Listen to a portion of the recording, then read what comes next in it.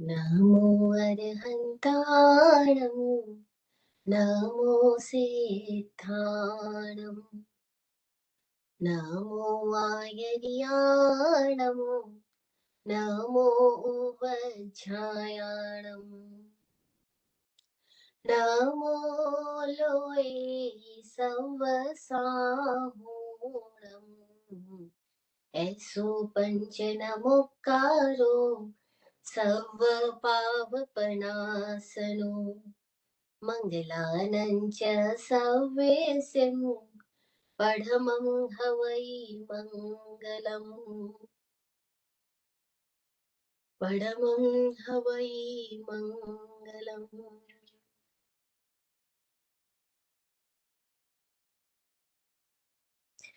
तिन्नाणं तार्याणं बुद्धाणं बोहियाणं मुत्ताणं मोयगाणं स्वयं मुक्त सबको मुक्त कराने वाले चरम तीर्थंकर समण भगवान महावीर स्वामी को वंदन नमन।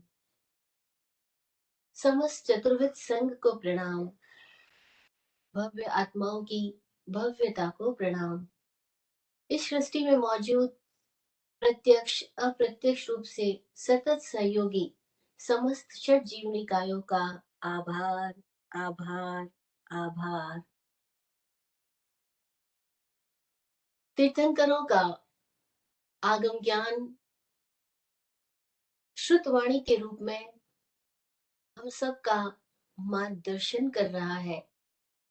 इस मार्गदर्शन में मार्ग स्तंभ दीप स्तंभ बन रहे वाचक उमा स्वाति जी को प्रणाम, जिनकी प्रज्ञा से निखरे बिखरे पुष्पों ने तत्वार्थाधिगम सूत्र की रचना की और तत्वार्थाधिगम सूत्र का प्रत्येक सूत्र हमारे भीतर एक द्वार खोल रहा है, एक जागृति की टकोर दे रहा है और हम सबको प्रकाशित कर रहा है कैसे हम आत्मपथ पर आगे बढ़ते जाएं, वर्धमान रहें और अपने भीतर मौजूद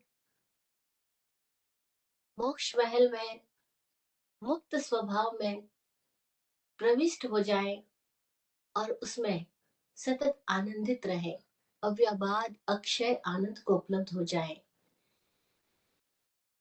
सूत्रों से उद्घाटित हो रहे सतत अमृत झरने को सतत प्रणाम। जय हो। धन्यभागी है हम सब कि जिन वाणी जिन आगम जिन सूत्र हमारे लिए सहज सुलभ है, उपस्थिति हमारी हो, हमारी चेतना सजग हो तो मार्ग दिखाने वाले हमारे साथ सदा है। ऐसा कोई युग नहीं आता जब ज्ञानी ना हो, आत्मज्ञानी ना हो, आगमवाणी ना हो। खोजी को मिल जाता है, श्रद्धावान आगे बढ़ जाता है और जो श्रद्धा से च्युत हो जाते हैं, अपनी मान्यताओं के कटघरे में कैद हो जाते हैं, उनके पास केवल शब्द रह जाते हैं, प्राण खो जाते हैं, परंपराएं रह जाती है। लेकिन परंपराओं में मौजूद जो सुप्त स्वर है, वो वीणा को बजाने की क्षमता उनकी खो जाती है। दोनों तरह के लोग सदा ही है, आज भी है, तब भी थे जब वर्धमान महावीर स्वयं मौजूद थे, तब भी ये स्थितियां थी, आज भी वही स्थितियां हैं। तब भी बहुत लोग कंफ्यूज थे, आज भी बहुत लोग कंफ्यूज है। उत्तराखंड सूत्र में वर्णन आता है कि इंद्रबुद्धि गौतम के पास आकर के लोग पूछते थे कि इतने सारे मत है, इतने सारे पंथ है, इतने सारे मतांतर है, हम किसको सत्य माने?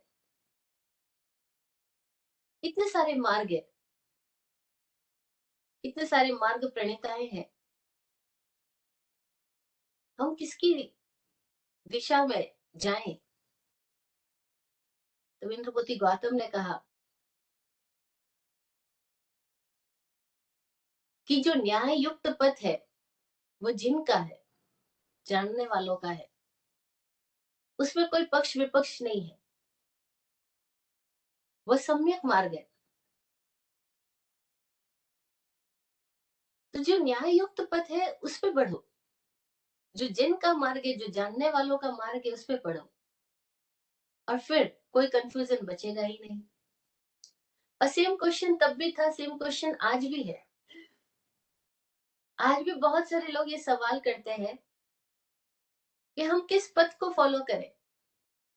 इतने तरह तरह के गुरु है, इतनी तरह तरह के मत है, मान्यताएं हैं, और हर दिन नए नए संप्रदाय बनते जाते हैं। 2 दिन पहले एक और संप्रदाय का बंटवारा हुआ राजस्थान में, और ये प्रक्रिया चलती जा रही है। हर कोई दावा कर रहा है अपनी अपनी श्रेष्ठता की। क्या है मार्ग? सम्यक दर्शनी को जानता है कि मार्ग बाहर नहीं, मार्ग भीतर है। खोजी जानता है कि बाहर की चीजों में उलझना नहीं है, भीतर में जाना है, क्योंकि ये अंतर यात्रा है। और अंतर यात्रा के लिए हर एक व्यक्ति को अपनी जिम्मेदारी खुद ही उठानी होगी। यहाँ ऐसा नहीं है कि हम किसी और ने रास्ता बनाए और हम उस पर चल जाएं और हम पहुंच जाएंगे। नहीं, ये धरती के सड़कों के मार्ग नहीं है। ये उस आकाश के मार्ग की तरह है जहाँ कोई चिन्ह नहीं बनते, जहाँ कोई किसी का अनुसरण नहीं कर सकता, जहाँ सबको अपनी उड़ान खुद ही भरनी होती है। ऐसे ही इस आध्यात्मिक जगत में अपने आप के भीतर की यात्रा में हमें खुद में ही जाना है और खुद से ही जानना है।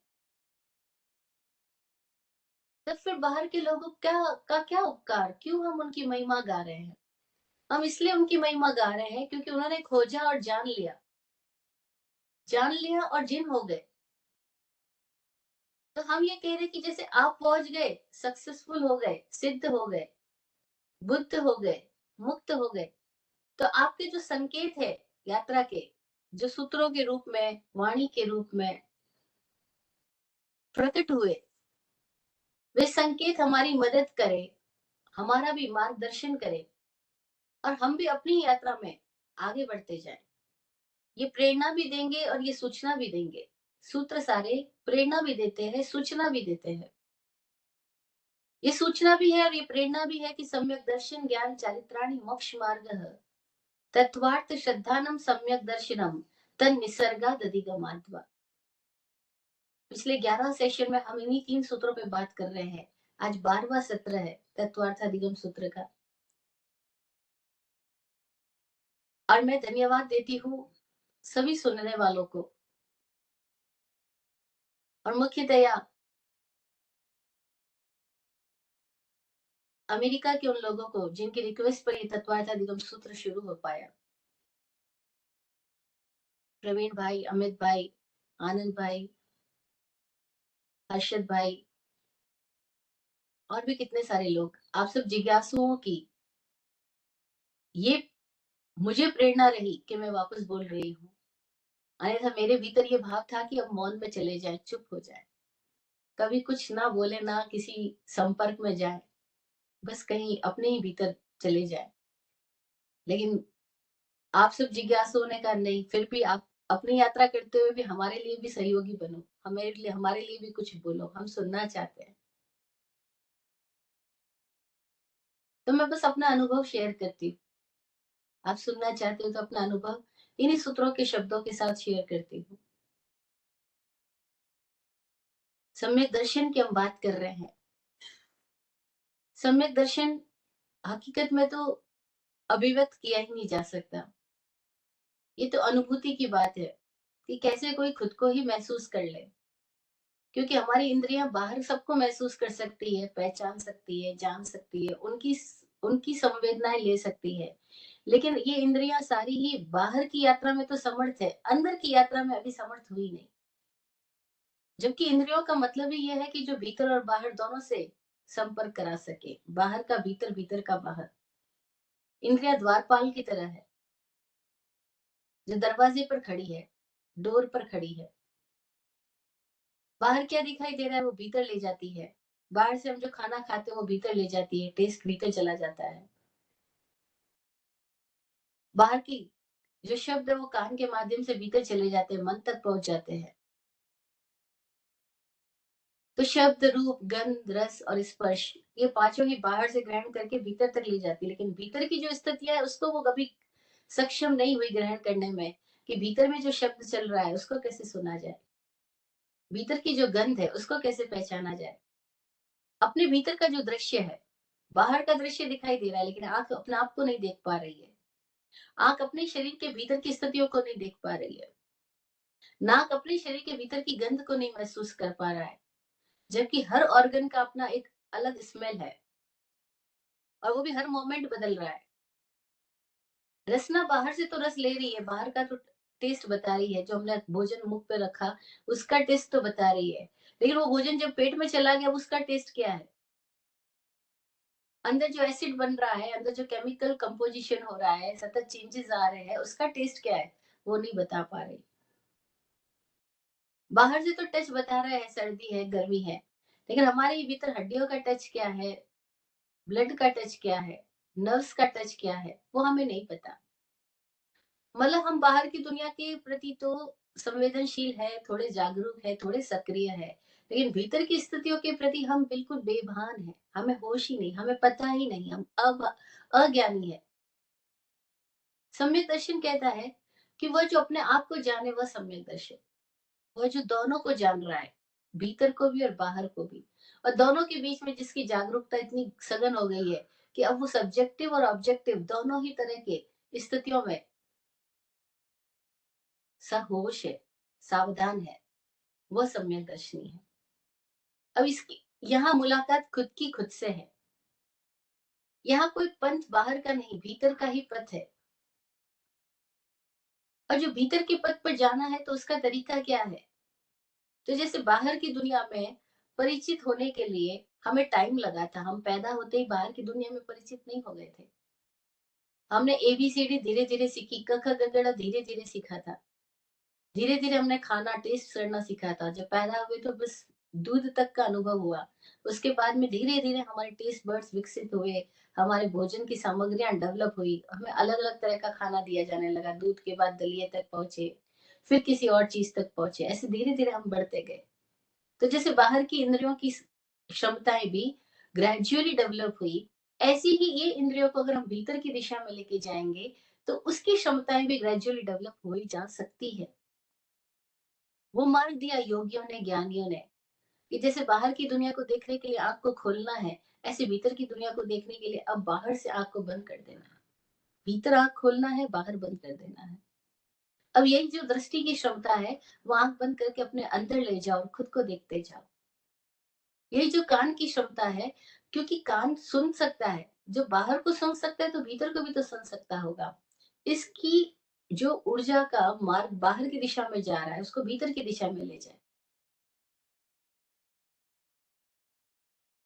शुरुआत आँख से हो रही है, क्योंकि आँख सबसे ज़्यादा ऊर्जा को बाहर की दिशा में ले जा रही है और बाहर की सारी सूचनाओं को भीतर ले जा रही है। तो हम आँख बंद कर लेते हैं। आँख बंद करके अपने बाकी सारी इंद्रियों को भीतर की ओर समेटना शुरू करें और अब भीतर में देखना स्टार्ट करें। तो पता लगेगा कि अभी भीतर में भी बाहर के सारे इंप्रेशंस मौजूद है। बाहर से हमने जो कुछ इकट्ठा किया वो सारे इंप्रेशंस भीतर मौजूद है। स्टोर हाउस है पूरा-पूरा। जैसे कंप्यूटर की एक छोटी-सी चिप में कितनी मेमोरीज़ होती है। 256 जीबी तो एप्पल के आईफोन में ही है। अभी 256 जीबी में कितनी चीजें आ गई। और बताओ एक छोटी सी चिप में इतनी मेमोरी है, तो हमारे भीतर उस चिप से भी सूक्ष्म जो रचनाएं हैं, हर एक टिश्यू में, हर एक सेल में कितनी मेमोरी है। और वो सारी मेमोरीज की वजह से ही हम हमेशा ही भ्रमित से रहते हैं, ये कह दो भटकते रहते हैं। इल्यूजनरी स्टेट में रहते हैं। कैसे हम मेमोरी के बियॉन्ड जा सके, कैसे हम इस माइंड की मेमोरी के बियॉन्ड भी अपने आप को देख पाए, वो एक सूक्ष्म मार्ग है। एक ऐसा सूक्ष्म पतला एकदम झीणा मार्ग है जिसमें हम अपने ही सारे स्टोर से, सारे भराव से परे चले जाए। और रास्ता तो है ही, क्योंकि जब भीतर से बाहर आ रहे हैं तो बाहर से भीतर का भी रास्ता तो है ही। बस हमें क्या करना है, अपना डायरेक्शन चेंज करना है, दिशा बदलनी है।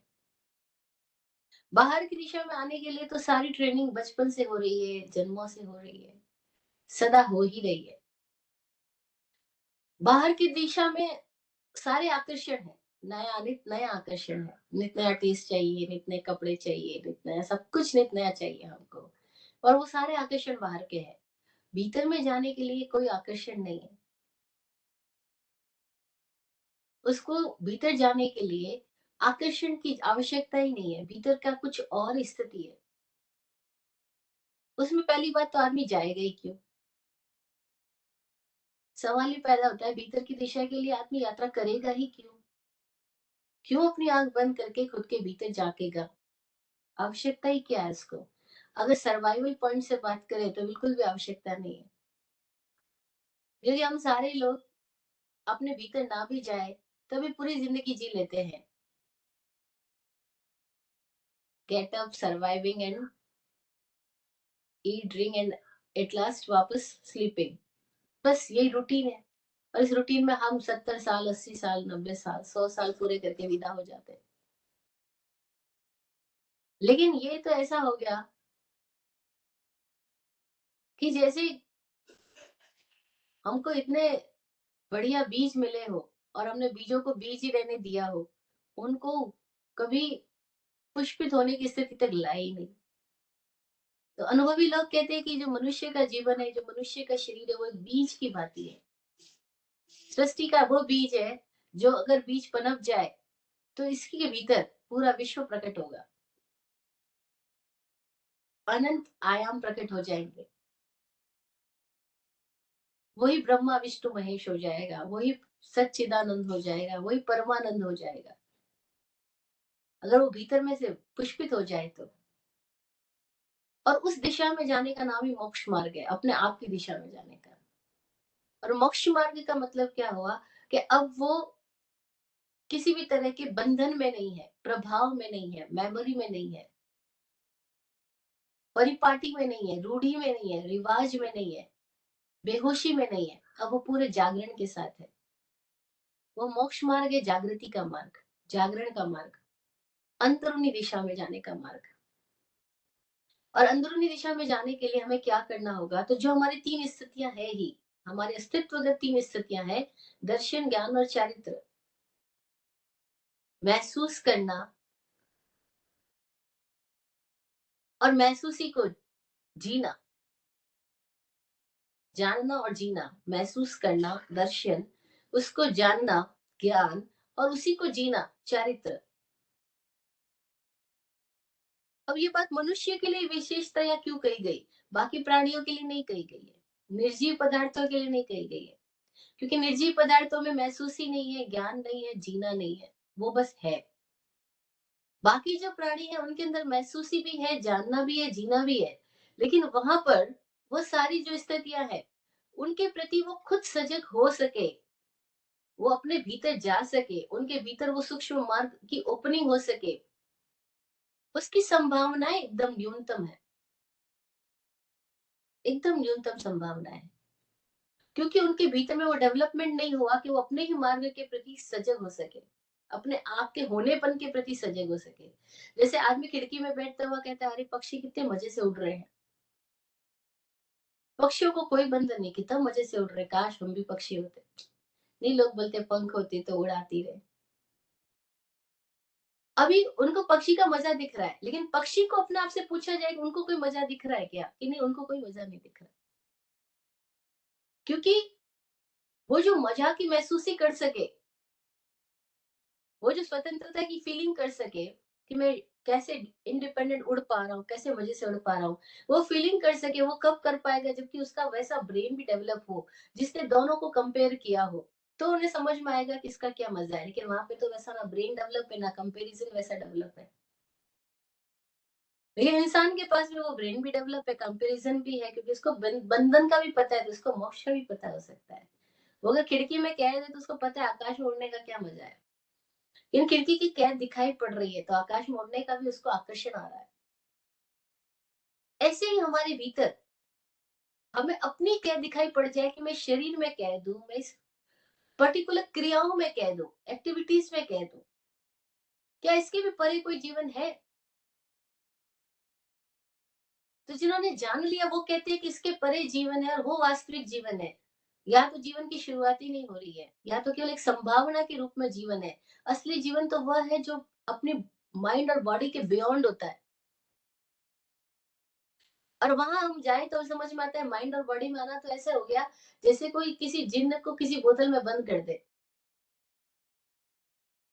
अब जिन्न को पता है कि वो इतना लंबा चौड़ा बड़ा शरीर वाला और उसको बोतल में बंद कर दिया गया है, तो उसको कैसी कसमसाहट होती है। ऐसी कसमसाहट हमें भी होती है अपने शरीर में, अपने मन में, अपनी मेमोरी में।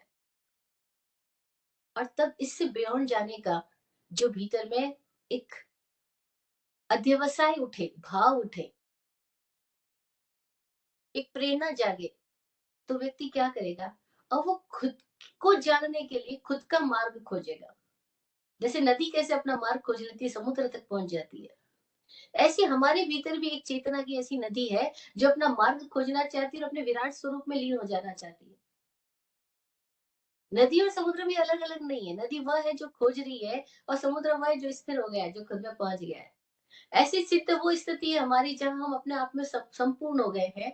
और अभी हमारी जो स्थिति है जहाँ हम सिद्ध नहीं है, साधक है या साधु है, वहां वो खोज पैदा हो गई कि कैसे मेरी नदी मेरे ही सागर में विलीन हो जाए, कैसी मैं मुझसे मिल लूं, मैं मुझसे मुलाकात कर लूं। तो उसका मार्ग दिया सम्यक दर्शन ज्ञान चारित्राणी मोक्ष मार्ग,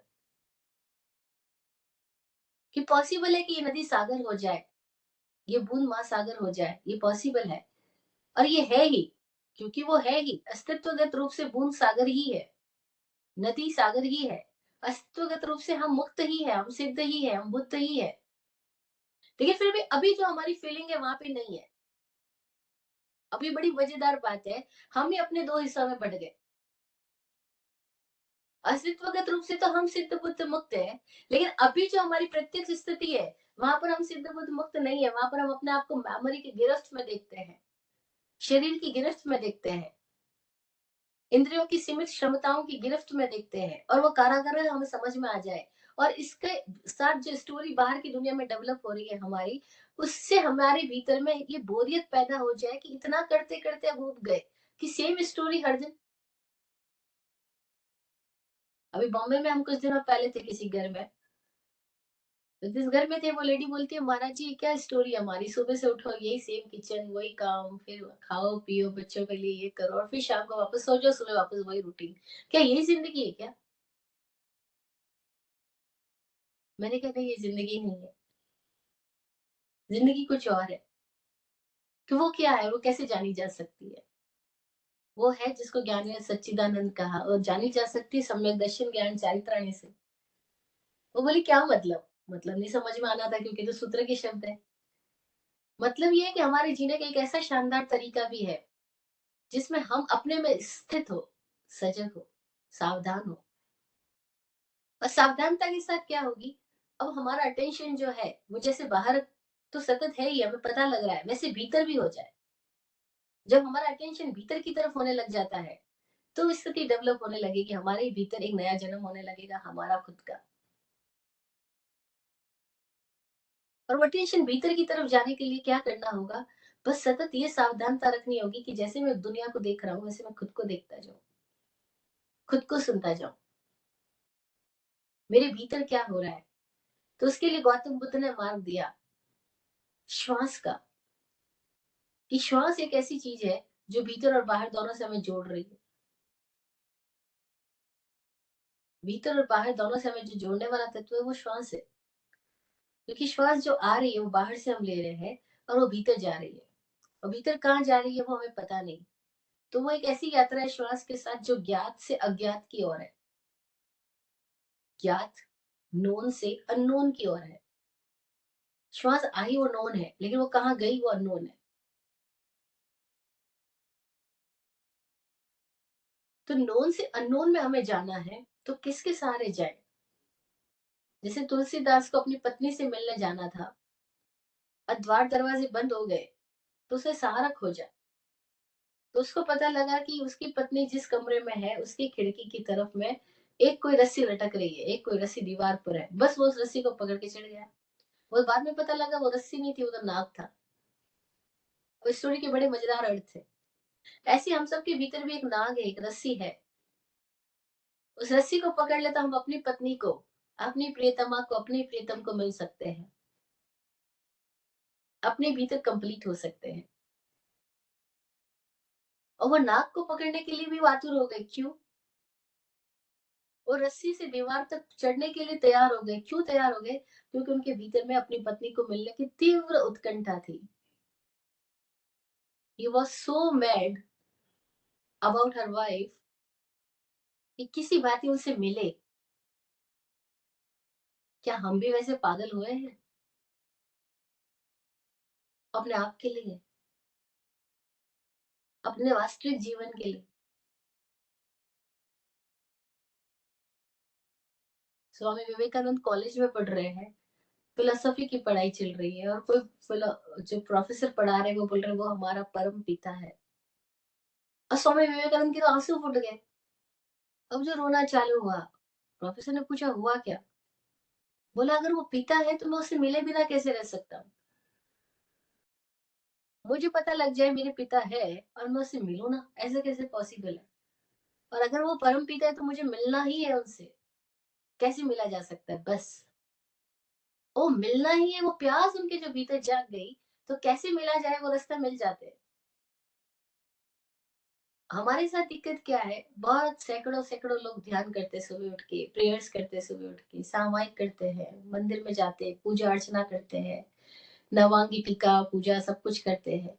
लेकिन क्या वो भीतर प्यास जग गई कि मिलना ही है? तो क्षण में पूजा ध्यान में घटित हो जाएगी, क्षण में भक्ति भगवान से मिला देगी। लेकिन वो मिलना ही है, वो प्यास ही तो नहीं जागी। वो प्यास नहीं जागी, इसीलिए मिलने की कोई स्थिति नहीं पैदा होती। ध्यान तो किए जा रहे, वो भी एक रिवाज बन गया। पूजा पाठ किए जा रहे हैं, वो भी एक रिवाज बन गया। सामायिक कर रहे हैं, प्रतिक्रमण कर रहे हैं, वो भी एक रिवाज बन गया। और लोग आके बोलते भी है, चलो आज की सामायिक पूरी हो गई, चलो आज की पूजा कराया मैं। मतलब क्या हुआ कि आज का नियम पूरा कर लिया, बस नियम पूरा करने की खुशी हुई उनको। और जब हम लोगों से पूछते भी आप क्यों करते हो सामायिक, क्यों करते हो पूजा, क्यों जाते हो प्रवचन में, ईमानदारी से बताना।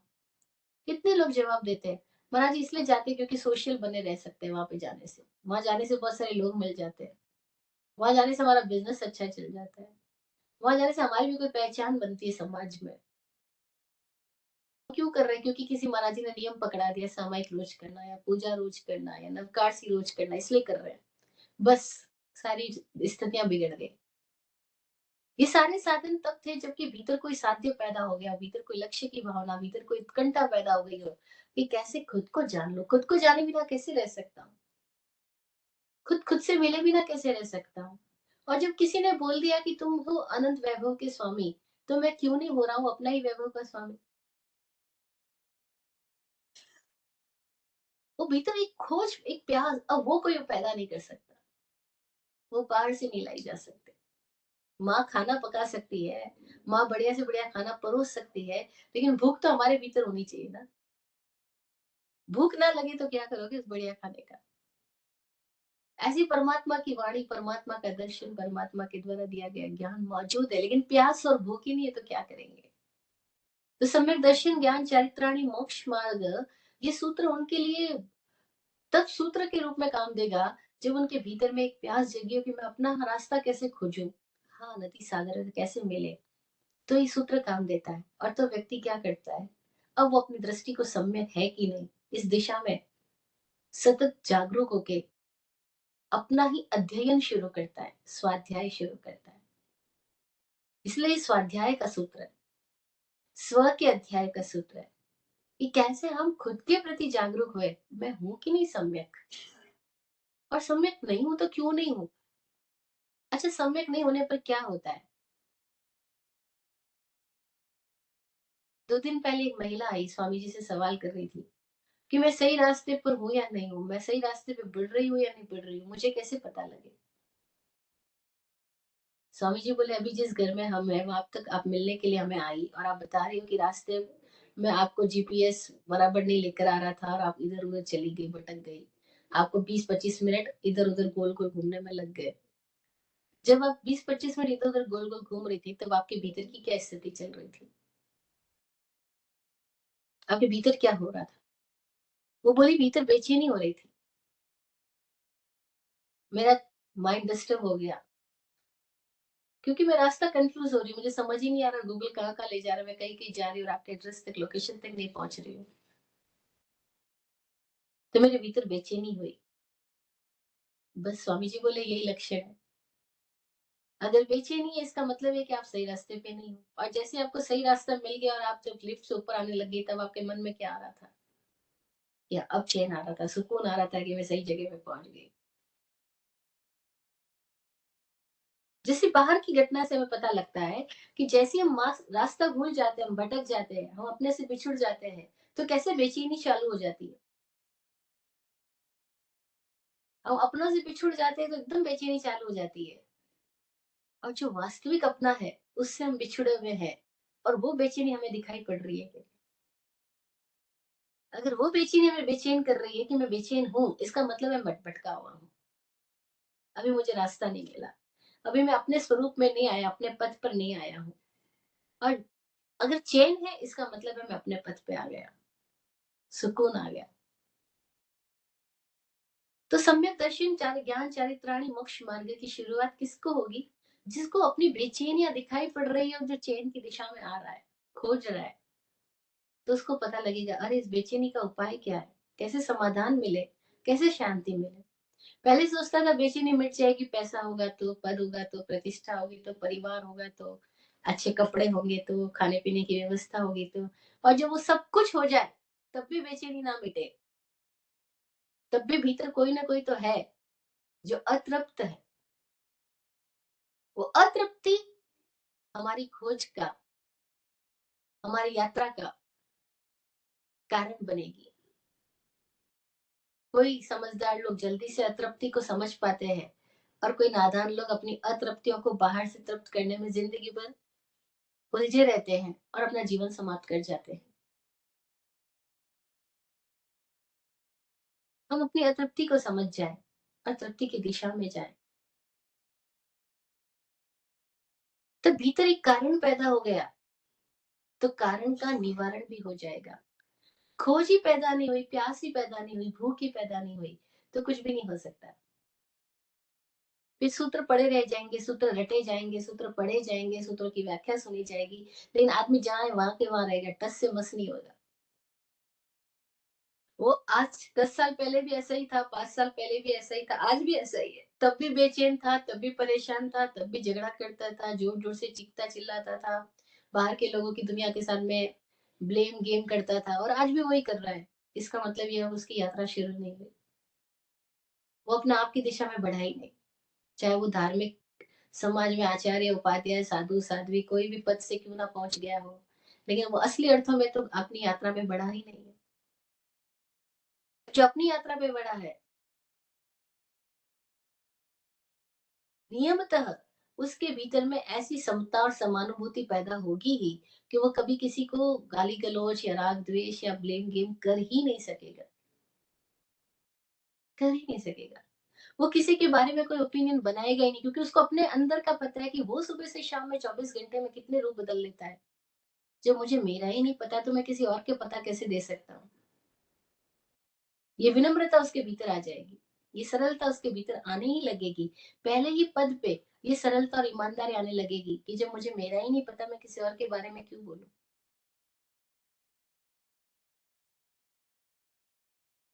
उसको अपना अज्ञान दिखाई देने लगेगा, बस वही ज्ञान की पहली शुरुआत होगी। और अभी हम सब दूसरों के बारे में बोलने के लिए इतने मजेदार रूप से तैयार होते हैं, जरा कोई पूछे तो सही, जरा बता ना अमित भाई के बारे में, अमित भाई कैसे हैं? हम तुरंत बताएंगे, अरे हमें पता है वो कैसे हैं, वो ऐसे है, वो वैसे है, वो ये करते हैं, वो करते हैं। अरे हमको सबकी स्टोरी पता है और सबके बारे में हमारी ओपिनियन एकदम सेट है। कौन उदार है, कौन कंजूस है, कौन बहसबाज करने वाले हैं, कौन इगोइस्टिक है, कौन गुस्से वाले हैं, हमें सबका सब पता है। इसका मतलब हमें अपना नहीं पता है। और जिसको अपना पता लगने लगा, उसको किसी का कुछ नहीं पता है। वो कहेगा मुझे नहीं पता, कि मैं खुद को ही नहीं जानता, मैं दूसरों को कैसे जानूँगा? मेरा खुद का ही भरोसा नहीं, मैं दिन में इतना बदलता हूँ, मैं कैसे किसी और के बारे में कुछ ओपिनियन बना सकती हूँ? अब उसके भीतर से पक्षपात छूटने लगा। क्यों छूटने लगा? क्योंकि उसको अपना आपा दिखने लगा। हम क्यों नहीं सम्यक हो पाते हैं? क्योंकि हमें अपना आपा ही नहीं दिख रहा है, इसीलिए हम दूसरों के बारे में तुरंत राय बना लेते हैं, पक्ष-विपक्ष बना लेते हैं। जिसको अपना आपा दिखने लगा, वो किसी के बारे में राय बना ही नहीं सकता। वो कहेगा मैं नहीं जानता, जब मैं खुद को ही नहीं जानता, मैं कैसे बताऊँ कौन क्या है? और फिर तो बदल जाते हैं। हाँ, एक दिन मेरे साथ उनका अनुभव ऐसा हुआ था, लेकिन वो आज वैसे ही थोड़ी होंगे, क्योंकि जब मैं भी बदल गया, तो वो भी तो बदल गए होंगे। हाँ, एक दिन मेरा अनुभव ऐसा हुआ था कि उन्होंने मेरे ऊपर गुस्सा किया था या मैंने उनके साथ झगड़ा किया था, लेकिन सब बदल गए। क्योंकि मैं बदल रहा हूँ, मैं अपने आप को देख रहा हूँ कि मैं बदलता हूँ सुबह से शाम में, शाम से सुबह में। अरे वाह! और उसके भीतर की जो ये तरलता आई, इस तरलता ने मार्ग की ओपनिंग कर दी। ये तरलता ना आए तो मार्ग की ओपनिंग नहीं हो सकती है। भव्य द्रव्य में ही भव्यता प्रकट हो सकती है, और भव्यता का मतलब है कि वो दिव्यता जो परमानंद की स्थिति है, वो किसमें प्रकट होती है? भव्य में। भव्य का मतलब क्या हुआ? वो तरल है, सरल है। सरलता से संभावनाओं की सुप्त द्वार खुलने शुरू होते हैं। तो सम्यक होने लगेगा व्यक्ति। तो उसमें क्या पहचान आने लगेगी कि वो खुद की तरफ झाँकने लगा है, तो अब दूसरों की तरफ से उसकी दृष्टि बदलने लग जाएगी। अब उसकी दृष्टि पहले जैसी जड़ और मूढ़ नहीं है। जड़ता और मूढ़ता खत्म होने लग गई उसकी। पहले जड़ थी, बस वो ऐसा है तो ऐसा है। जैसे लोग बोलते हैं अभी भी, right is right and wrong is wrong. ज़रा उनसे पूछो कि राइट है क्या और रॉन्ग है क्या? बोलेंगे बस रॉन्ग इज़ रॉन्ग। लेकिन रॉन्ग क्या है? ये नहीं पता। राइट क्या है? ये नहीं पता। बस उन्होंने अपने दिमाग में कुछ एथिकल लॉज़ इकट्ठे कर लिए हैं, कुछ रूल्स इकट्ठे कर लिए हैं, और वो आइडियल बातों के साथ में जीते हैं, और वो बोलते हैं बस आइडियल्स ऐसे ही, राइट राइट है, रॉन्ग रॉन्ग है। लेकिन ना राइट का डेफिनेशन है, ना रॉन्ग का डेफिनेशन है। लेकिन सैकड़ों लोग ऐसी बातें बोलते जाते हैं, चाहे वो धार्मिक जगत के लोग हो, चाहे वो किसी जगत के लोग हो, ऐसे सुनने को मिलती है उनको। But they don't know what is right, because right और wrong both are relative and there is no measurement. क्योंकि हर एक व्यक्ति अलग-अलग है, हर एक की स्थितियाँ अलग-अलग है, हर एक की अवस्थाएँ अलग-अलग है। कैसे हम कह सकते हैं ये राइट है और ये रॉन्ग है? सुअर के लिए जो खाना राइट है, हमारे लिए वो खाना राइट नहीं है। शेर के लिए जो खाना राइट है, वो खाना चूहे के लिए राइट नहीं है। हम कैसे कह सकते हैं कि वो दोनों के लिए एक ही राइट होगा या एक ही रॉन्ग होगा? एवरीवन इज़ डिफरेंट ना। लेकिन हम इतने अड़े हुए होते हैं, बस ऐसा ही होता है, धर्म मतलब ये और अधर्म मतलब ये, राइट मतलब ये, रॉन्ग मतलब ये, फिर गड़बड़ी हो जाती है। फिर कोई-कोई ज्ञानियों के जीवन जब प्रकट होते हैं तो समझ में आता है, राम की ज़िंदगी डिफरेंट है, कृष्ण की डिफरेंट है। कैसे हम एक कोई आदर्श बना सकते हैं? बनाया ही नहीं जा सकता। अब ये स्थिति जिसको इतनी मैच्योरिटी डेवलप होने लगी है, वो व्यक्ति सम्यक की दिशा में जा पाएगा। सम्यक वही हो पाएगी जो मैच्योर हो रहा है, इमैच्योर तो सम्यक हो ही नहीं सकेगा। इमैच्योर तो मूढ़ होगा, वो किसी बात को, किसी पक्ष को पकड़ के बैठ जाएगा, कपड़े को पकड़ के बैठ जाएगा, मुँहपत्ती को पकड़ के बैठ जाएगा, पूंजनी को पकड़ के बैठ जाएगा। बस वो इतने नाप की हो तो इतने ही नाप की होनी चाहिए, इतना ही होना चाहिए, सब कुछ ऐसा ही सेट पैटर्न में जीता है, और सेट पैटर्न के लिए लड़ाई करेगा। और फिर लड़ाई कितनी बढ़ जाएगी, 2 थुई 3 थुई वाले अलग-अलग हो जाएँगे। लड़ाई कितनी बढ़ जाएगी, भूपति के नाप को लेकर के स्थानकवासी तेरहपंथी अलग-अलग हो जाएँगे। मतलब हैरानी की बात है। अगर आप थोड़ी मैच्योरिटी से देखें तो सिर्फ बच्चों वाले खेलने लगेंगे कि कैसे बच्चे खेलते हैं, झगड़ा करते हैं, ऐसे ही बड़े बड़े सारे आचार्य उपाध्याय सो कॉल्ड लोग सब झगड़ा करते हैं, दिखाई देते हैं, और कौन किन मुद्दों पे, एकदम नेग्लिजिबल बातों पे। How immature we all are, ये दिखाई पड़ने लग जाए तो समझ आएगा, अरे हम कहाँ भटक रहे हैं। लेकिन किसको समझ आने लगेगा, जो खुद की दिशा में जा रहा है, वो बाहर के इन सारी प्रपंचों से परे होने लगेगा, क्योंकि वो मैच्योर होगा, उसे समझ में आ गया कि मैं जब खुद को ही नहीं जानता, मैं दूसरों के बारे में क्या बोलूं। और तब दूसरों की सारी स्थितियां उसे अपने आप की दिशा में ले जाने में बड़ी मददगार होगी, और वो हर घटना को अपने भीतर में मैच्योर होने में उपयोग में ले लेगा। हाँ, हर एक घटना से उसकी मैच्योरिटी बढ़ रही है, उसके भीतर की समझ डेवलप हो रही है, उसके भीतर की शालीनता, सादगी और विनम्रता डेवलप हो रही है। यानी अब वो सम्यक दर्शन, ज्ञान, चारित्रार्थ, मोक्ष मार्ग पे है, क्योंकि अब हर एक स्थिति में उसको अपने भीतर की स्थितियों का सतत दर्शन हो रहा है।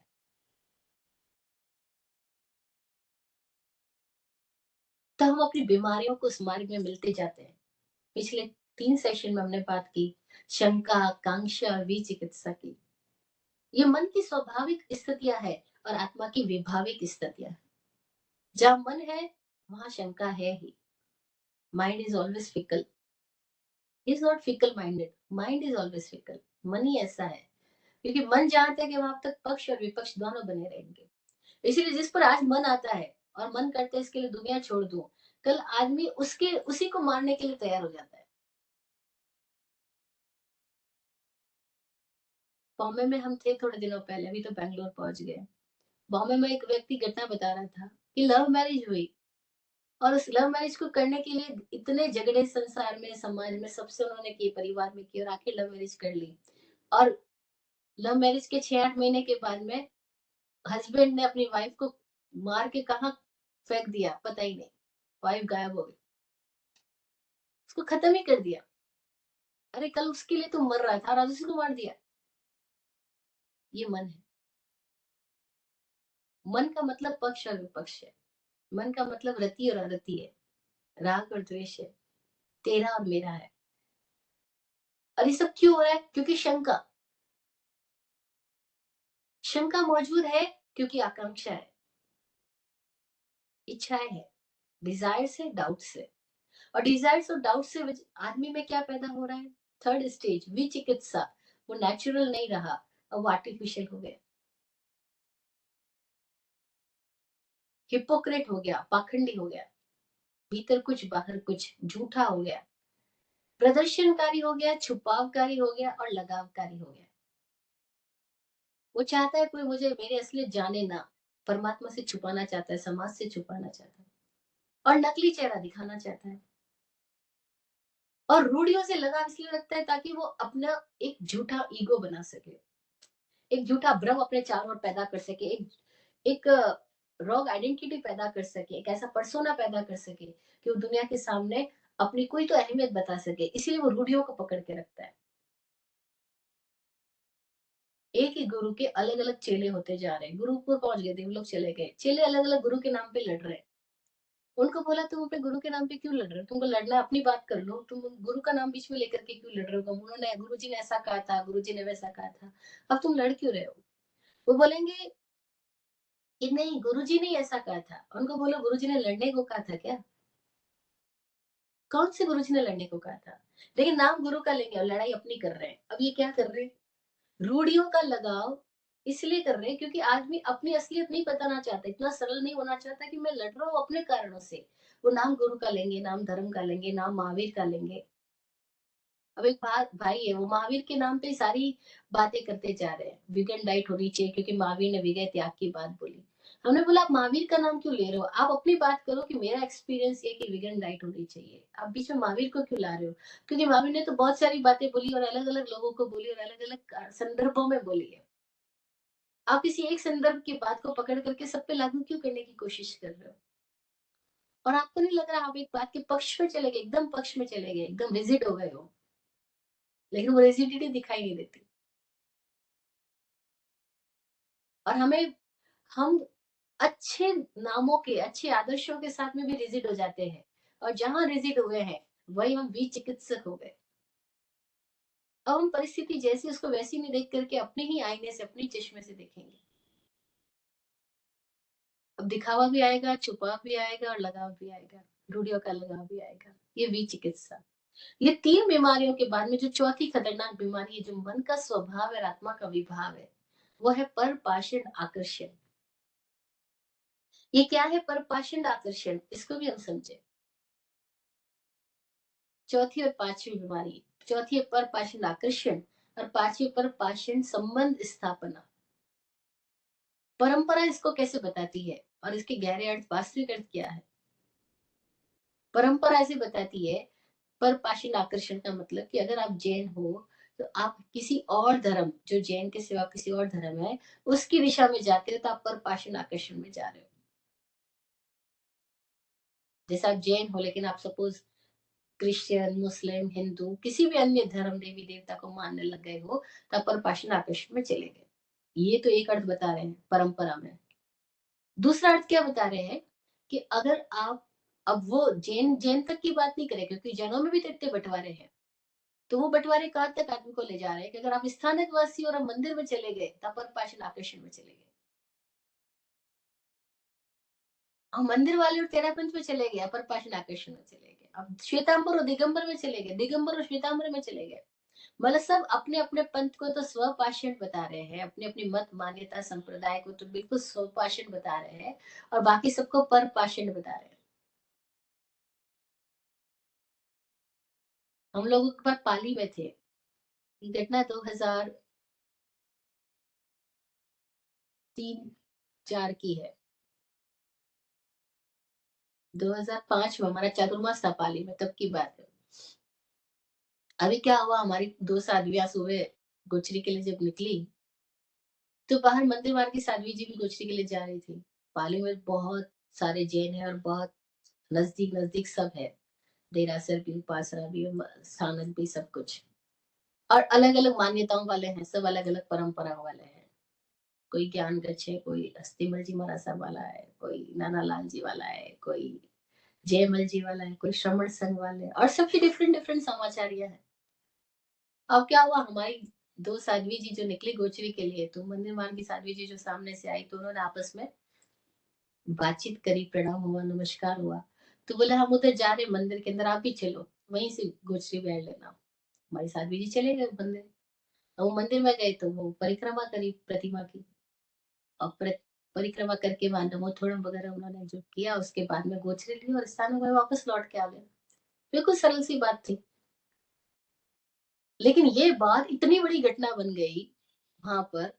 हमें कब पता लगा, अगले दिन सुबह जब प्रवचन से पहले मैं क्लास लेती थी, स्वाध्याय होता था सुबह की कक्षा में, तो जो लोग आ रहे थे वो सारे, मोस्टली सारे युवक सब नहीं आए, दूसरे दिन भी नहीं आए। जैसे मानो कि 100 लोग आ रहे हैं तो 10 लोग बैठे हैं।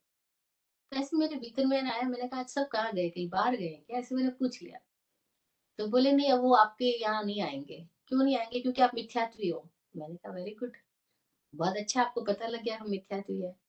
तो बोले आप तो मिथ्यात्वी हो क्योंकि आपके यहाँ से तो मंदिर गई साध्वियां, और वो मंदिर में परिक्रमा करके आई है, बस तो आपका संकेत तो खत्म हो गया। पूरे मार्केट में बात चल रही है कि वैभवशी जी का संकेत तो खत्म हो चुका है, क्योंकि वो तो मंदिर में जाके आ गई है, मंदिर में परिक्रमा करी है उन्होंने तो ये तो संकेत भ्रष्ट हो गया, वो तो परपाषण आकर्षण में चली गई है। और इसीलिए दूसरे जो गच्छ वाले लोग हैं, उन्होंने आपके यहाँ पे आने वाले सारे लोगों को अपने वहां इनवाइट कर दिया और बोला उधर तो जाओ मत, क्योंकि वो तो भ्रष्ट है। मुझे मजा आया कि सूत्रों के कितने गजब अर्थ कर रहे हैं हम, और वो लोग कर रहे हैं जो अपने आप को ज्ञान गच ज्ञानी बता रहे हैं। अच्छा, फिर एक मौका आया संवत्सरी के अगले दिन, वो क्षमापना पे सब लोग आते जाते एक दूसरे को मिलते हैं, हम भी उस दिशा में जा रहे थे। हम उन साध्वी लोगों को मिलने चले गए। वो जब साध्वी लोग जो बड़ी बड़ी मतलब जिनको दीक्षा लिए हुए 50-60 साल हो गए, वो साध्वी लोग थे। और मुझे बोलते, अभी मेरे को दीक्षा को 6 साल हुए थे, 5 साल हुए थे। मुझे बोलते हैं कि आप मंदिर में कैसे चले गए, आप पर पाषण आकर्षण में चले गए, आपका संकेत भ्रष्ट हो गया, मंदिर की देहरी पे पैर रखा तो संकेत भ्रष्ट हो गया। इतनी हंसी। मैंने बोला आप एक किस आधार पे कह रहे हो? बोले सूत्र में आता है। इनका कौन से सूत्र में लिखा है कि मंदिर में जाने से संकेत भंग हो जाता है? रायप्रसेनी सूत्र में तो मंदिर की पूरी पूजा प्रतिष्ठा कैसे की जाती है उसका वर्णन है, और वो 32 आगमों में आता है और उसको स्थानकवासी भी पढ़ते हैं। अब आप किस आधार पे बोल रहे हो, लेकिन परपाषण आकर्षण है ना। मैंने कहा मंदिर मार्ग के लिखे हुए ग्रंथ शास्त्र के आप नहीं पढ़ते हो? कौन से स्थानकवासी नहीं पढ़ते? कितने सारे सूत्र ऐसे जो मंदिर मार्ग आचार्य ने लिखे हैं, लेकिन आप उसको परपाषण कैसे कह रहे हो? तो बोले क्योंकि वो परपाषण है, स्थानकवासी का स्वपाषण है। मैंने कहा पाषण का अर्थ मार्ग होता है, और पर का मतलब होता है जो विभाव है, जो आत्मा का स्वभाव नहीं है, उस मार्ग के आकर्षण में जाना। और स्वपाषण का मतलब होता है आत्मा के स्वभाव में जाना। स्वभाव में जीना धर्म है, और विभाव में जीना पाषण है। तो बोलते ये सूत्रों का अर्थ आपने कहाँ से कर लिया? किताबों में ये नहीं लिखा हुआ है। और अभी तो तुम नादान हो, तुमको दीक्षा हुए कितने साल हो गए। मैं मतलब ज्यादा राग द्वेष करना दीक्षा लेने की निशानी है कि आप ज्यादा राग द्वेष फैला सको, ज्यादा संप्रदायवाद फैला सको तो आप मैच्योर हो गए दीक्षा में, और आप प्रेम फैलाओ तो आप इमेच्योर हो गए। मैंने कहा धर्म तो जोड़ के उसने धर्म तोड़ता है। और क्यों जाए, जब आपके यहाँ कोई मंदिर वाले आते हैं तो आप कितने अपने कॉलर ऊपर करके बोलते हो हमारे यहाँ मुस्लिम आते हैं, मंदिर वाले आते हैं, सिख आते हैं। और जब आपके लोग कहीं और चले जाते हैं तो आप बोलते हो कि वो भ्रष्ट हो गए। ऐसा क्यों बोलते हो? ये तो सरासर अन्याय हुआ, है तो पक्ष विपक्ष की बात हो गई।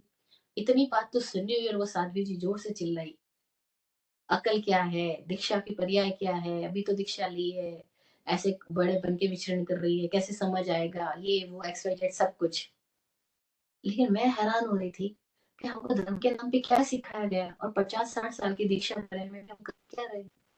हम केवल अपनी संप्रदाय को पुष्ट करने के लिए सूत्रों के अर्थों के साथ पूरी तोड़ मरोड़ कर रहे हैं। ये अर्थों के साथ तोड़ मरोड़ हर जगह चालू है। दिगंबरत्व का अर्थ था कि जो भीतर से निष्कपट हो गया है, जो भीतर और बाहर ट्रांसपेरेंट हो गया है, उसके भीतर ऐसी स्थिति पैदा हो गई कि वो कोई मान्यता के कपड़े नहीं ओढ़ेगा, कोई रिवाज के कपड़े नहीं ओढ़ेगा, कोई समाज के कपड़े नहीं ओढ़ेगा। समाज भी एक कपड़ा है हमारी पहचान के लिए, और वो सारी पहचान को जो छोड़ के जी रहा है वो दिगंबर है, वो मुक्त होता है जो दिगंबर है। इसका अर्थ था जो भीतर बाहर से एक हो गया, निर्लिप्त हो गया, और उसके ऊपर समाज का कोई प्रभाव नहीं, मान्यता का कोई प्रभाव नहीं, कोई आवरण नहीं। जिसको स्वामी राम कहा करते थे, बहुत प्यारी बात स्वामी राम कहा करते थे कि सन्यासी वो है जो अपने सारे संस्कारों का अंतिम संस्कार करते, जो सारे संस्कारों का अंतिम संस्कार कर दे वो सन्यासी। मतलब अब वो जैन नहीं रहा। अगर वो सही में साधु हो गया है, सही में अगर वो सन्यासी हुआ है, तो वो जैन नहीं है, वो बुद्ध नहीं है, वो मुस्लिम नहीं है, वो सिख नहीं है, वो ईसाई नहीं है। ये तो सारे संप्रदायों के नाम है। और एक भी संप्रदाय के नाम के साथ पकड़ बना ली तो हम सम्यक कहाँ रहे। फिर तो एक पकड़ आई, एक मेरा हुआ तो दूसरा तेरा तो पैदा हो ही गया। एक पक्ष है तो विपक्ष तो आ ही गया। तो पर पाषाण आकर्षण का मतलब क्या था? पाषाण कहते हैं मार्ग को, पुरानी परिभाषा है, ये पुरानी शब्दावली है, ग्रंथों जब लिखे गए थे तब की शब्दावली है। तो मार्ग को पाषाण कहा जाता था। वो जो पत्थरों से बना हुआ रास्ता है उसको पाषाण कहते हैं। पाषंड मार्ग था, इसी का अपभ्रंश होकर पाखंड बना। और तब पाखंड शब्द भी मत मान्यता के लिए था, समुदाय के लिए था। तब पाखंड का मतलब जैसे आज हम हिपोक्रेट्स कर रहे हैं, पाखंडी कर रहे हैं, तब ये अर्थ नहीं था। तब पाखंड का मतलब था मत, ओपिनियन, इस ओपिनियन को मानने वाले लोग। तो पर पाषण का मतलब था जो पर का मार्ग है, जो बाहर ले जाने वाला मार्ग है, जो इंद्रियों से बाहर की दिशा में ले जाने वाला मार्ग, इंद्रियों को वो पर पाषण बताया गया। और स्वपाषण कहा गया जब इंद्रियां भीतर की दिशा में जाए, हम अपने स्वभाव में जिए, उसको स्वपाषण कहा गया। तो स्वपाषण में जाना सम्यक स्थिति है, और परपाषण में जाना असम्यक स्थिति है। क्योंकि परपाषण में आदमी जाते ही मन बीच में रहेगा ही, और मन जहाँ रहेगा वहां पक्ष विपक्ष मौजूद रहेगा। तो परपाषण आकर्षण की बात जब कही गई तो महावीर क्या ऐसे मूर्ख रहे होंगे जो ऐसी बात करे कि परपाषण का मतलब है कि महावीर के सिवाय किसी अन्य को सुनने चले गए तो परपाखंडी हो गए। हैरानी की बात है, तब तो महावीर को जो लोग सुनने आ रहे हैं वही तो कहीं कहीं से आ रहे, दिशा विदिशाओं से आ रहे, वही तो न जाने कितनों को सुनते हुए आ रहे। महावीर के पास भी वो लोग आ रहे थे जो बुद्ध को सुन के आ रहे थे, महावीर से भी वो लोग बुद्ध के पास जा रहे थे जो महावीर को सुन के जा रहे थे। समकालीन थे महावीर बुद्ध, गोशालक, संजय वेलिटी पुत्र, अजित केश कम्बल, न जाने कितने लोग अपने आप को तीर्थंकर पद का दावेदार कहते थे और पब्लिक दौ सबके पास जा रही थी, सब कुछ सुन कर के आ रही थी। हाँ, किसी की ट्यूनिंग कहीं हो गई, किसी की ट्यूनिंग कहीं हो गई, जिसकी जहाँ फाइन ट्यूनिंग हो गई, वो उस दिशा में आगे बढ़ जा रहा था। कोई लोग खोज के उस लेवल पे थे कि नहीं, अपने आप को जब तक कंप्लीट ना जान ले तब तक हम ठहरेंगे नहीं।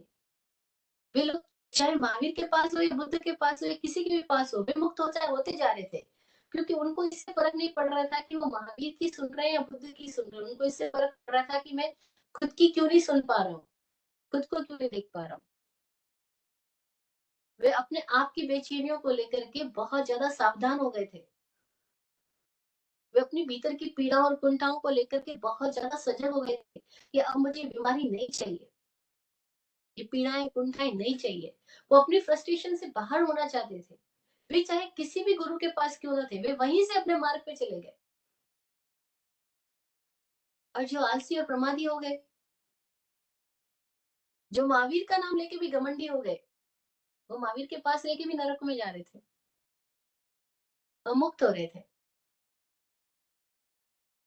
नहीं, इंद्रपुति गौतम महावीर से लगाव कर बैठे तो महावीर ने उनको भी टक्कर दे दी कि लगावे तो मुक्त नहीं हो सकता इंद्रपुति गौतम।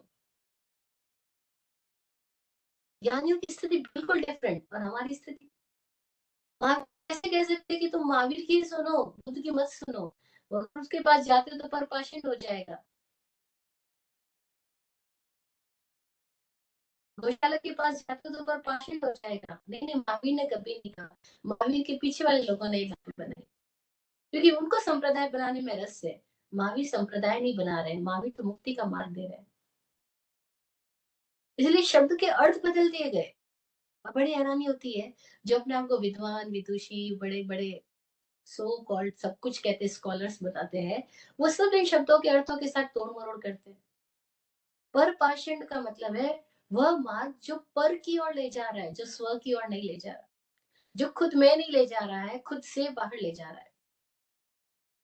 और खुद से बाहर कौन ले जा रहा है? कोई और नहीं, हमारा ही भीतर की स्थिति, हमारा ही मन है जो हमें बाहर की ओर ले जा रहा है। इस मन को कैसे भीतर की दिशा में मोड़ दें, इस मन के परे कैसे चले जाए, उसका विज्ञान है, वो स्वपाषण का बात है। वो एक सम्यक स्थिति है, सम्यक यानी झीणी स्थिति, एकदम पतला, एकदम ऐसा सूक्ष्म मार्ग है जहाँ हम कुछ करे ही ना, केवल जागरूक हो जाए। और जागरूक होने के साथ ही क्या होगा कि जो स्वभाव नहीं है वो हट जाएगा, जो स्वभाव है वो प्रकट हो जाएगा। जागरूकता प्रकाश की किरण की तरह है कि वो जैसे ही जाएगी वैसे ही अंधेरा समाप्त हो जाएगा, और अंधेरे का तिरोहित हो जाना के लिए कुछ करना ही नहीं पड़ेगा, केवल प्रकाश की किरण का आना ही काफी है। सम्यक स्थिति का मतलब है अपने भीतर वो सावधानता की स्थिति में हम आ जाए, उस सजगता की स्थिति में हम आ जाए कि फिर हमारी जो महसूसी है, हमारा जो जानना है, हमारा जो जीना है, उन तीनों में कोई भेद ना रहे, कोई डिफरेंस ना रहे। और वो सिर्फ स्वभाव में ही ऐसा हो सकता है कि डिफरेंस ना रहे, क्रोध में ऐसा हो ही नहीं सकता कि डिफरेंस ना रहे। इसीलिए जो भी क्रोध करते हैं वो पछताते हैं। चोरी में ऐसा हो ही नहीं सकता कि हमारे जानने और जीने में डिफरेंस ना रहे। अगर हम चोरी करते हैं तो हमारे भीतर पछतावा पैदा होता ही है, हमारा चित्त टुकड़ों टुकड़ों में बटा हुआ रहता ही है। और जहां भी हम टुकड़ों टुकड़ों में बटे हुए हैं वहां हम विभाव में है, विभंग स्थितियां हैं। अब स्वभाव नहीं है। एक स्वभाव ही ऐसा है जहां हम कंप्लीट होते हैं, टोटल होते हैं। टोटलिटी में हम केवल अपने ही स्वरूप में हो सकते हैं, बाहर की किसी भी स्थिति में हम टोटलिटी में नहीं हो सकते। अगर हम थोड़े मैच्योर रहेंगे अपने आप के साथ तो ही हम इस स्थिति का अनुमान कर पाएंगे, अनुभव कर पाएंगे कि हम कहाँ टोटल हो पाते और कहाँ टोटल नहीं हो पाते। हम धोखा देते हैं किसी को भी, कहाँ चोरी करते हैं, हम कहीं नहीं पकड़े जाएंगे तो भी हम पछतावे में जाएंगे ही, हम अपराध बोध में भरेंगे ही। हम टोटल हो ही नहीं सकते वहां पे। कितने ऐसे लोग बोलते हैं कि देखो वो बेईमानी करके भी मजे करते हैं, हम ईमानदार होकर दुख पाते हैं, तो वो गलत बोल रहे हैं। वो जो बेईमान होके मजे कर ही नहीं सकते, वो भीतर में परेशान है ही, क्योंकि बेईमानी आदमी को भीतर से सुकून दे ही नहीं सकती, क्योंकि उनका जानना और जीना डिफरेंट हो गया है। और ईमानदार कष्ट पा ही नहीं सकता, और ईमानदार अगर कष्ट पा रहा है तो वो ईमानदार है ही नहीं, क्योंकि ईमानदारी कष्ट दे ही नहीं सकती। ईमानदारी का मतलब हम अपने आप के साथ टोटल हो गए, अब हमारा जानना और जीने में कोई फर्क नहीं रहा। सम्यक दर्शन ज्ञान चारित्राणी का मतलब है कि जहाँ महसूस करना, जानना, जीना तीनों एक हो गए हैं। अब तीनों में कोई डिफरेंस नहीं रहा। वो मुक्ति का मार्ग है। जब डिफरेंस है तो बेचैनी का मार्ग है। भेद है तो बेचैनी रहेगी। तो परपाषण आकर्षण का मतलब क्या होगा कि जैसे हम अपने से चूक के बाहर की दिशा में चले गए हैं और उस आकर्षण में बह गए हैं, और वहां आकर्षण तो है। जानकार लोग बोलते हैं कि सत्य के मार्ग और झूठ के मार्ग में क्या फर्क है। तो झूठ के मार्ग में आकर्षण है, पहले पहले बहुत सुंदरता है, बहुत मजा देता है वो झूठ का मार्ग। लेकिन आगे जाके वो पीड़ा में ले जाता है, कष्ट में ले जाता है, नरक बना देता है, तनाव बना देता है। और सत्य के मार्ग में स्टार्टिंग में कोई आकर्षण नहीं है, एकदम रूखा सूखा पथरीला सा लगेगा। विराट गुरु जी जब हमको मिले मिले ही थे हमारी जिंदगी में, उनका पदार्पण 2002 की स्थिति में।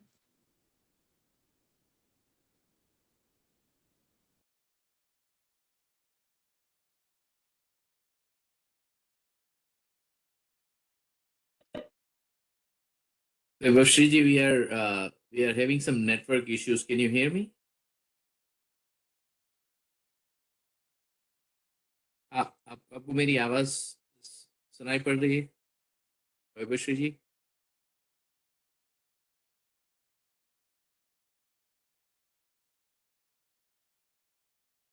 Sorry everyone, we are having some technical difficulties. I'm going to stop the recording, but I will reach out to her on WhatsApp just so I can catch up with her.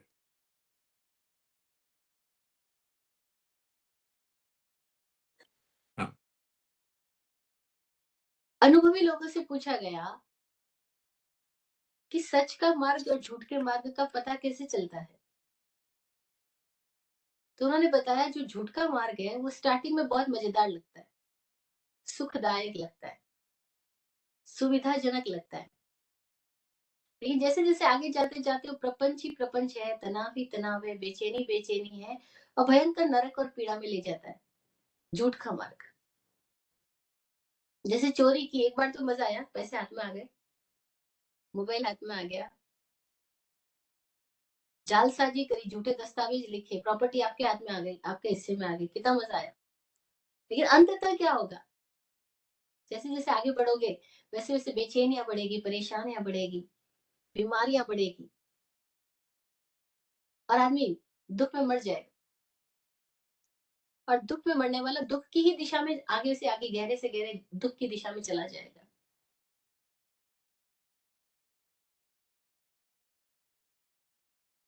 और सत्य के मार्ग की क्या बात है, स्वपाषण की क्या विशेषता है कि उसमें कोई आकर्षण नहीं है। जैसे ध्यान में बैठो तो क्या आकर्षण है, मौन में जाओ तो क्या आकर्षण है,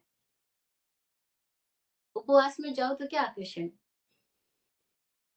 भूखे रहना कोई मजेदार थोड़ी लगता है, मौन में जाना, अरे सब लोग बोल रहे हैं और मैं मौन, सब लोग पूरी दुनिया में मजे कर रहे हैं और मैं आंख बंद करके अपने कमरे में बैठा हूँ, मजे कर रहा हूँ। तो स्टार्टिंग में तो सत्य के मार्ग पे कोई आकर्षण नहीं है। लेकिन सत्य के मार्ग में जैसे जैसे आगे बढ़ते जाओगे वैसे वैसे सुकून है, शांति है, परम आनंद है, अलग ही खुमारी है, एक अलग ही नशा है, एक अलग ही स्थितियां है। सत्य के मार्ग पे भीड़ नहीं है, पहचान नहीं है, प्रभाव नहीं है, प्रदर्शन नहीं है, विज्ञापन नहीं है, और जरूरत भी नहीं बचेगी। जब भीतर की स्थिति में जाओगे तो इतना परम आनंद से बढ़ जाओगे कि किसी पर की आवश्यकता ही नहीं बचेगी। लेकिन स्टार्टिंग में नहीं है।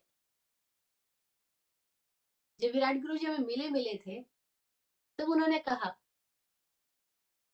कि इन पत्थरों पे चलकर घर आ सको तो आओ, मेरे घर के रास्ते पर कोई कहकशा नहीं है। अगर तुम इस पत्थरों के रास्ते पर आना है तो आओ, इस घर के रास्ते पे कोई बनावट नहीं है, कोई सजावट नहीं है, कोई कहकशा नहीं है। शिष्य सहारा मांगता है, शिष्य कहता है मुझे सहारा दो, मेरा हाथ पकड़ो, मुझे कोई आश्वासन दो, किसी जुल्फ को सदा दो, किसी आंख को पुकारो, बड़ी धूप पड़ रही है, कोई सायबा नहीं है।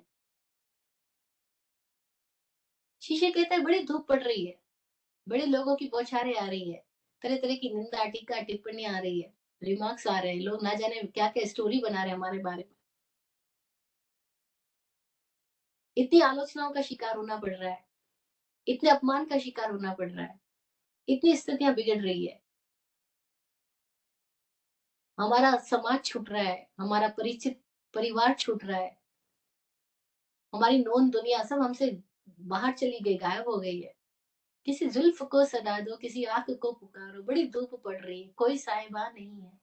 शिष्य पुकार मचाता है, पर गुरु क्या बोलता है?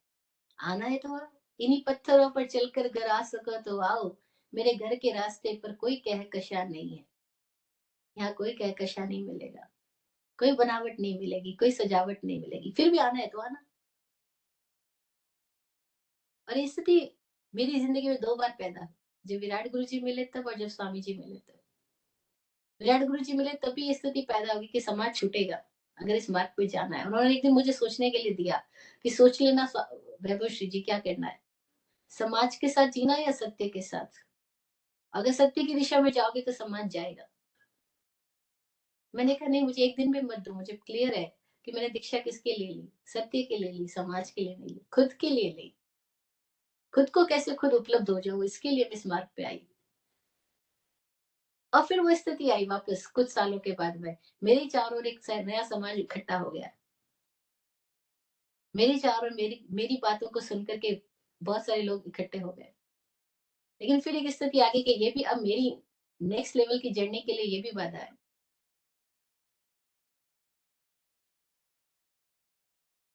अब मुझे अपनी जर्नी में आगे जाना है और मेरे को एक ऐसा सहयोग की मेरे भीतर खोज थी कि गुरुजी वापस किसी रूप में आए और उस स्वामी जी के रूप में आए, तो फिर समाज के अंदर क्वेश्चन मार्क पैदा हुआ। मैंने कहा कोई बात नहीं, समाज को जाने दो, लेकिन एक सत्पुरुष, एक ज्ञानी के साथ जीने के लिए मैं समाज के भी बाहर चली जाऊं, कोई दिक्कत नहीं। मान्यताओं के बाहर चली जाऊं, कोई दिक्कत नहीं, क्योंकि मेरे लिए कपड़े या क्रियाएं से महत्व नहीं है, सम्यक स्थिति भीतर की है। और उस दिशा में जाने में जो योग्य सहयोग मिल रहा है, उस दिशा में आगे बढ़ना है। तो लोग कहेंगे बिल्कुल ये गड़बड़ हो रहा है, तो परपाषण आकर्षण में जा रहे हैं, परपाषण संबंध स्थापना में जा रहे हैं। पर आपको अपनी सजगता से जानना होगा कि आप अपने स्वभाव में जा रहे हो या प्रभाव में जा रहे हो। अगर स्वभाव में जा रहे हो तो लोगों को लगेगा आप जाग प्रभाव में रहे हो, लेकिन आपको अपना क्लियर होना है कि आप स्वभाव में जा रहे हो या प्रभाव में जा रहे हो। और प्रभाव में जाओगे तो क्या होगा, बहुत आकर्षण है, लेकिन हर आकर्षण के बाद विकर्षण आएगा। आज जिस चीज के पीछे पड़ रहे हो कल वही चीज बोर मारेगी। लोग जिस घर और गाड़ी को खरीदने के लिए दिन रात बेचैन रहते हैं, जब वो गाड़ी उनकी गैरेज में आके खड़ी हो जाती है, फिर क्या? आकर्षण खत्म। नई नई कार 10 दिन चलाने का मजा, उसके बाद में फिर कोई नई कार की तरफ आकर्षण बढ़ जाएगा, फिर कोई नए बंगले की तरफ आकर्षण, फिर कोई नई सजावट की तरफ आकर्षण बढ़ जाएगा। आकर्षण का नियम है कि वो आकर्षण के चक्रव्यूह में कोई आदमी चला जाए तो एक चक्र से दूसरे चक्र की ओर बढ़ता ही खिंचता ही चला जाएगा। और वो परपाषण आकर्षण का एक दूसरा नियम यह है कि हर आकर्षण विकर्षण में ले जाएगा और हर बार आदमी बेचैनी में जाएगा।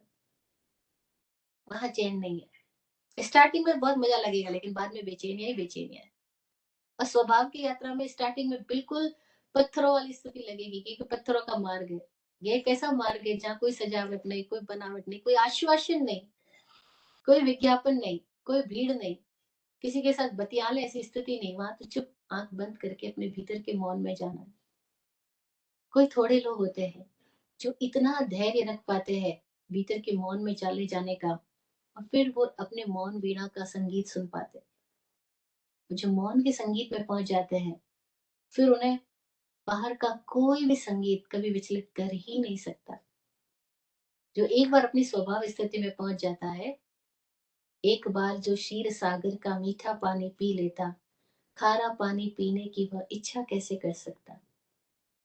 एक बार जिसने क्षीर सागर का मीठा पानी पी लिया, अपने भीतर में, अपने अंतरतम के मौन में चला गया, स्व पाषण में चला गया, स्व मार्ग में आ गया, सम्यक स्थिति में आ गया। अब उसे जरा सा भी विचलन बहुत बड़ा लगता है, और उस वो विचलन के प्रति सतत सावधान ही रहता है, क्योंकि अब उसको अपने भीतर का एक स्वाद मिल चुका है। और जिसको भीतर का स्वाद मिल गया, तो उसे बाहर का कोई स्वाद आकर्षित नहीं कर सकता। भीतर की शराब, भीतर की खुमारी जिसको चढ़ गई, अब बाहर की कोई शराब उसको कभी प्रभावित नहीं कर सकती। स्वभाषण स्व का मार्ग है, स्वभाव का मार्ग है, इंद्रियों और मन के पार जाने का मार्ग है। और परपाषण इंद्रिय और मन की गिरफ्त में जीने का मार्ग है। यहाँ परपाषण का मतलब किसी समुदाय, किसी संप्रदाय, किसी पंथ, किसी मान्यता से नहीं है। आप किसी भी पंथ मान्यता पथ पे क्यों ना खड़े हो, दिगंबर श्वेतांबर तेरा पंथ, ज्ञान गज, अस्थिमल गज, कोई भी गज के क्यों ना हो, जैन हो, बौद्ध हो, त्रिपिटक हो, कोई मानने वाले हो, किसी को भी मानने वाले क्यों ना हो, कोई फर्क नहीं पड़ता। हिंदू हो, ईसाई हो, क्रिश्चियन हो, बर्मा में रहते हो, जापान में, जर्मनी में, ऑस्ट्रेलिया में, इंडिया में, कहीं पर भी क्यों ना रहते हो, कोई फर्क नहीं पड़ता, अपने भीतर जा सकते हो। आपका स्वपाशन आपके साथ है। आप भी अपने खजाने का अक्षय स्रोत लिए बैठे हो और आपके ट्रेजर को, आपके वैभव को कोई छीन ही नहीं सकता, कोई रोक ही नहीं सकता। खुद को खुद से मुलाकात करने में खुद के सिवा कोई और बाधा है ही नहीं। कोई क्षेत्र बाधा नहीं, कोई काल बाधा नहीं, कोई धर्म बाधा नहीं, कोई पंथ मान्यता बाधा नहीं। बाधा है हमारा अपना भ्रमित चित्त। और इस भ्रमित चित्त की बीमारी को हम समझ इसलिए रहे हैं ताकि हमें अपनी भटकन से बाहर आने का खुद के भीतर ही एक खोज, एक मार्ग पैदा हो जाए। तो परपाषण आकर्षण में जब व्यक्ति जाता है, इंद्र और मन के प्रभाव में जब जाता है, तो नियमतः वो बेचैनियों में जाएगा, बीमारियों में जाएगा। और तब वो बीमार व्यक्ति क्या करेगा, वो उस परपाषण के साथ संबंध स्थापन करेगा। अभी आकर्षण में गया, फिर संबंध में बना चला जाएगा और वो अपने आप को वैसा ही मानने लग जाएगा कि मैं हिंदू हूँ, मैं जैन हूँ, मैं ये हूँ, मैं वो हूँ। बाहर से भी और भीतर से क्या मानेगा, मैं शरीर हूँ, मैं मन हूँ, मैं इंद्रियां हूँ, मैं खाना हूँ, मैं पैसा हूँ, मैं कपड़ा हूँ, मैं प्रेस्टीज हूँ, नाम हूँ, पोस्ट हूँ, मैं सामाजिक हूँ। अब वो अपने आप को सामाजिक मानने लग गया। अब वो परपाषण संबंध की स्थापना कर ली। मतलब उस इल्यूजनरी स्टेट के साथ जो कि आंख बंद करती गायब हो जाती है, उस स्टेट के साथ उसने अपने आप को आइडेंटिफाई कर लिया। अब देखो ना, हमारा कितना भी कैसा भी नाम हो, लेकिन आंख बंद कर ली, नींद में चले गए, कोई नाम ख्याल है क्या? नाम का ख्याल है, पैसे का ख्याल है, रिश्ते का ख्याल है, किसका ख्याल है? आंख बंद करती सब चीजें गायब हो जाती है। और अनुभवी लोग कहते हैं कि कसौटी क्या, क्या चीज सत्य है और क्या झूठ है, इसकी कसौटी क्या, हम कैसे तोले कि ये सत्य है या नहीं। जैसे सोना असली है या नकली है, सोने में कितनी मिलावट है, हम कैसे पता करें, कोई कसौटी तो हो। तो हाँ, स्वर्णकार के पास कसौटी है। उस कसौटी के पत्थर पे जब सोने को ले जाया जाता है तो घिस के पता लग जाता है कि सोने में कितनी मिलावट है और सोने में कितनी शुद्धता है, ठीक है ना। ऐसी कसौटी क्या, कि क्या सच है क्या झूठ है, क्या सही है क्या गलत है, क्या कसौटी है। तो अनुभवी ज्ञानी लोगों ने हमें कसौटी भी पकड़ाई। और बड़ी मजेदार बात है कि वो कसौटी जिसके हाथ में आ गई, और वो झूठ की गिरफ्त में क्यों जाएगा भला। क्या हमें पता है वो क्या कसौटी जिसे पता लग जाए कि क्या अपना है क्या पराया है, क्या सच है क्या झूठ है, क्या सत्य है क्या गलत है। क्या कसौटी है हमारे पास? नहीं है। महावीर ने दी, बुद्ध ने दी, कृष्ण ने दी। और हमारे एकदम करीब से जो भी गुजरे, ये सब हुए बहुत साल हो गए, लेकिन बहुत अभी लोग जो गुजरे हमारे एकदम करीब से, जिनकी आंखें खुली है, जो तथागत हुए, उन्होंने दी, ओशो ने दी। उनकी वाणी से मैंने जानी कि कसौटी क्या है। उन्होंने बताया कि मृत्यु कसौटी है। जो मृत्यु के साथ छिन जाए वो सब झूठ है, वो सब मिथ्या है। और जो मृत्यु के साथ में भी जाए, मृत्यु के बाद भी साथ जाए, वो सत्य है। जो मृत्यु में भी बना रहे वो सत्य है, और जो मृत्यु से छीन लिया जाए वो सब झूठ है, वो सब पराया है। और मृत्यु के साथ ही हमारा शरीर चला जाएगा, और शरीर के साथ शरीर से बनी हुई सारी बनावटें चली जाएगी, वो सब झूठ है, वो सब परपाषण संबंध स्थापना है। पर परपाषण संबंध स्थापना को कई डायमेंशन से समझ सकते हैं। आज हम एक दो डायमेंशन से समझने की बात कर रहे हैं कि परपाषण आकर्षण, परपाषण संबंध स्थापने का मतलब है इंद्रिय और मन के आकर्षण में जीना, उसकी गिरफ्त में जीना। और फिर उसकी पहचान के साथ अपने आप को इतना आइडेंटिफाई कर लेना कि यही मैं बन गया। जैसे मैं स्त्री बन गया, मैं पुरुष बन गया। अब मैं ना स्त्री हूँ ना पुरुष हूँ, लेकिन मैं तो बन गया ना, और अब मैं उसी की गिरफ्त में जीता हूँ। मैं अपने आप को पूरी ज़िंदगी एक औरत मान के रखती हूँ, कोई अपने आप को पूरी ज़िंदगी एक आदमी मान के रखता है, जबकि वो औरत और आदमी नहीं तो खोल है हमारी। जैसे इलेक्ट्रिसिटी तो बह रही है, वो ट्यूब से भी है, वो पंखे से भी है और लाइट से, अलग-अलग तरह की डिज़ाइनदार ट्यूब्स लगा दिए हमने घर में। अलग-अलग डिज़ाइनदार लाइट से अलग-अलग तरीके से इलेक्ट्रिसिटी का चमकीले रंग बाहर दिखाई दे रहे हैं, लेकिन इलेक्ट्रिसिटी इज़ द सेम। वहाँ ना ट्यूब है, ना पंखा है, ना एसी है, ना कूलर है, ना फ्रिज है। वो इलेक्ट्रिसिटी कुछ भी नहीं है, इलेक्ट्रिसिटी इलेक्ट्रिसिटी है। लेकिन बाहर के अलग-अलग जो रूप है, प्रारूप है, जो फॉर्म्स है, उन फॉर्म्स ने ये मान लिया कि मैं ये हूँ। तो व्हाट इज़ परपाषण संबंध स्थापना, कि हमने ये मान लिया कि मैं ये हूँ। बस इस मान्यता से जो बाहर आ जाए वो मुक्त है, जिन मान्यता से बाहर ना आए वो परेशान है।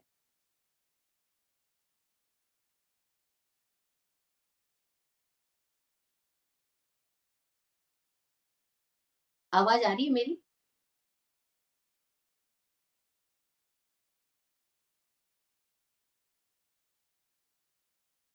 आपकी आवाज आ रही है, आपकी वीडियो ऑफ हो गई है।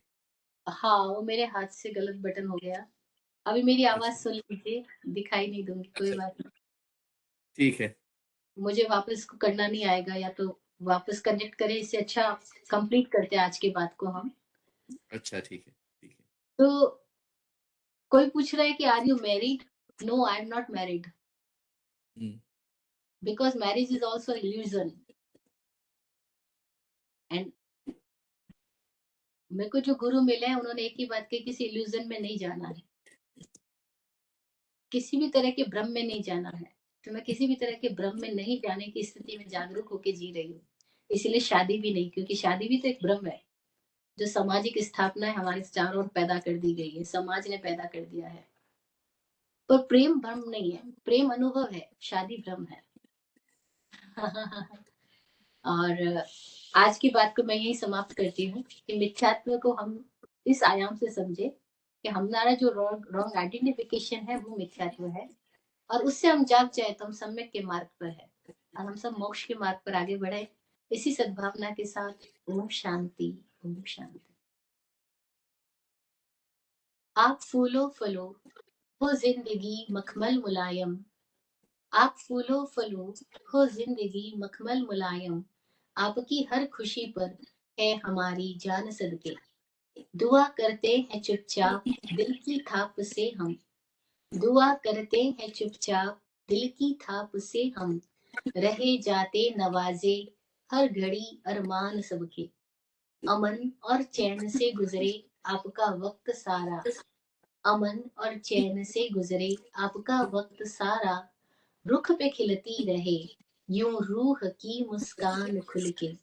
रुख पे खिलती रहे यूं रूह की मुस्कान खुल के। जय हो, कल्याण हो, सब मंगलमय। ओम शांति, अच्छा। ओम शांति।